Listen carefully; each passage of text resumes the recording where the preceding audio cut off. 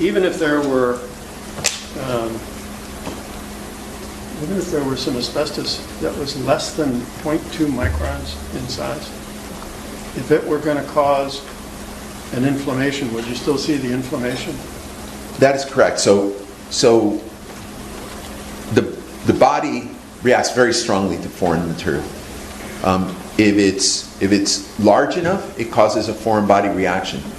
If it's tiny, it gets gobbled up by the cells that prevent us from getting loaded up with stuff. So every day we breathe particles. The particles that go all the way down to our lungs, they get cleared out of our lungs by cells called macrophages. And those cells sequester them in lymph nodes. We would see either the presence of a foreign reaction or the presence of macrophages to deal with these particles, and I found neither. And just as an example of what the body does, when it finds one of these particles, I spoke to you earlier about Ms. Evans had 2 surgeries, and during the first surgery they took out just a small piece of omentum and her right ovarian tube. Then they went back and took the rest, and this is a piece of the omentum, which is a very fatty organ inside of our bellies. And you can see that it's not all fat, but rather there are purple parts to it. And regrettably, even after the chemotherapy that Ms. Evans received, she still had tumor left. And that's why the doctors took out the additional organs. And you can see this is the same tumor that we've been seeing the last several slides. It's the big nuclei with they're very close to each other. It has the same architecture that we talked about, and it's still unfortunately involving Ms. Evans's tissues.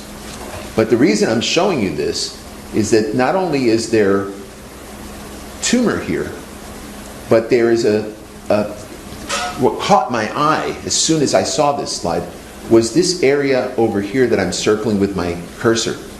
It is an area that it looks very different from the tumor and from the fat. And it is composed of these multi-nucleated, or cells that have many nuclei that are surrounding something. And that something is this refractile, this sort of shiny material that's inside of here. And this material is actually part of the suture that they used to probably stop some bleeding in the first surgery. This is what the body does with foreign particles, with foreign material. There is no way that a particle is inside of a person where it doesn't make this reaction. And that is why I can very confidently and with great assurance tell you that there were no foreign particles in Miss Evans other than this suture.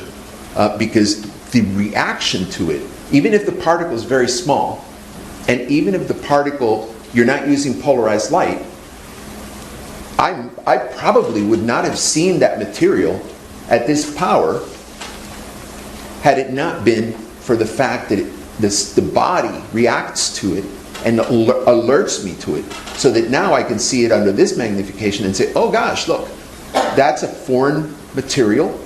In this instance, it happens to be suture. But had there been a particle of talc, or had there been a particle of asbestos, I would have seen a reaction to it and taken a closer look to see the reaction, the particle, excuse me. So this is what the body does. It doesn't have an option to not do that. Either you form a foreign body reaction, or a macrophage takes the particle away.